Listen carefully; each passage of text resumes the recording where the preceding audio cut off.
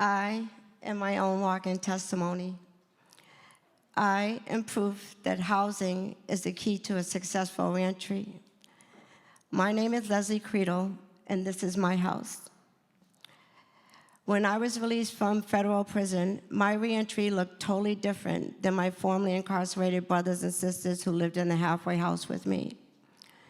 Immediately, I noticed the disparities between the privileged and the unprivileged.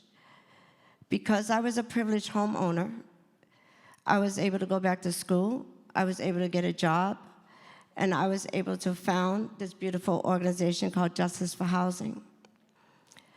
I was also able to leave the halfway house within 2 months, where my peers were stuck in the halfway house for 1 or 2 or more years, all because housing authorities were conducting criminal background checks and their discriminatory policies were forcing formerly incarcerated people whose families lived in public housing into homelessness, even though their families had loving homes for them to go to.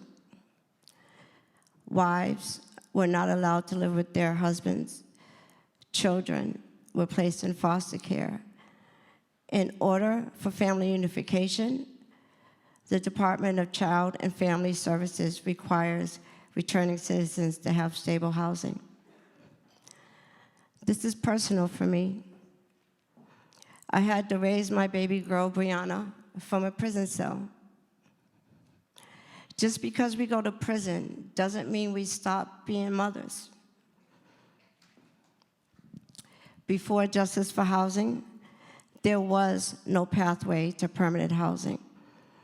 Despite the fact that housing is a human right, society still views us as undeserving citizens. This is one of the reasons why I founded Justice for Housing, because I wanted my peers to experience what I experienced. I wanted them to become homeowners. Most grassroots organizations do one thing: either policy, advocacy, or service.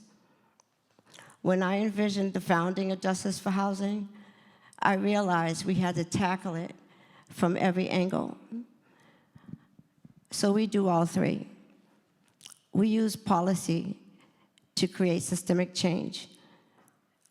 We use advocacy to lift up the voices of our constituents. And we use their voices to educate those who oppose us and those who don't understand us. We use service to provide this critical resource, housing, creating generational wealth and equity. Before founding Justice for Housing, we did a listening tour. We surveyed over 100 formerly incarcerated women. We asked them what was the #1 contributor to their incarceration and what was the #1 barrier upon reentry. Housing was #1, but nobody was providing this critical resource. Everyone thought it was too big an issue to solve, but we're proving them wrong.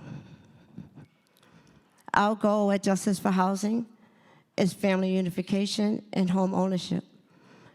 It took us almost 2 years, but through our advocacy and our systems change work, we were able to educate housing authorities on the harms and the collateral consequences that they were causing in our community.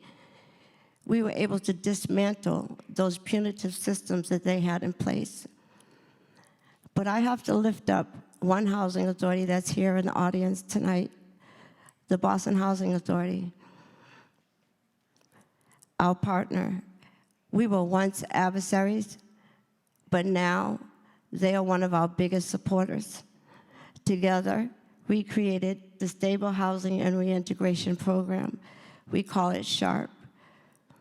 Since inception, we housed over 100 formerly incarcerated families. But we didn't just house them and walk away. We also case manage, stabilize, and provide wraparound services. Now, families are able to reunite, like Jose. Jose is an artist, a loving father, And he's also one of our constituents who is here in the audience tonight.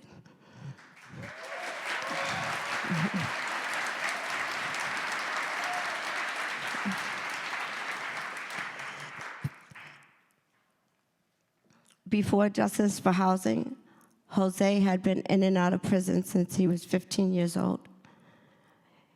He was never able to complete probation. He could never stay out of jail more than 1 year.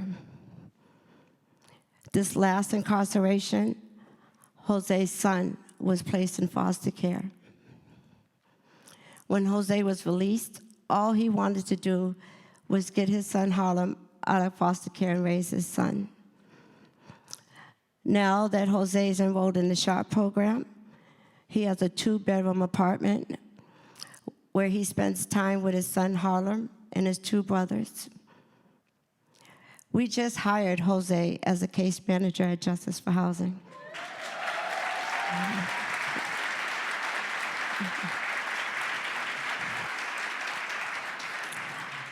Jose's doing so well that his probation officer even let him off early.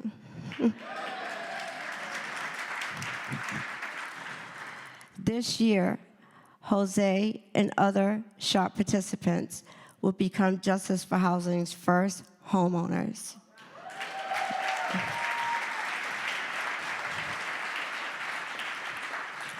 And because of our partnership with the Boston Housing Authority, each participant will receive $75,000 in down payment assistance. Yes. This is historic, yes. There's no other organization like Justice for Housing. This is a picture of me at the White House.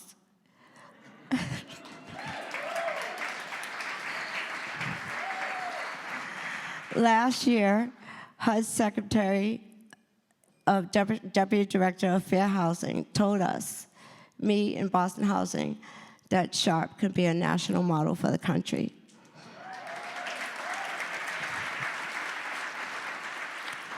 But how much does something like this cost, right? Each year, over 1,500 men and women are released from Massachusetts prisons. 65% of them will be released homeless. There is a great need for a SHARP program. Therefore, we would like to double the amount of people that we house next year. We also would like to increase our staffing so that we can expand SHARP statewide and then nationally, because this is not just a Massachusetts problem. We're asking for $2 million to help us create what different looks like. Justice for Housing was founded by us, is led by us, is for us, and about us. And I want to thank SIF for allowing us the opportunity, Liberty Mutual, and thank you for coming out.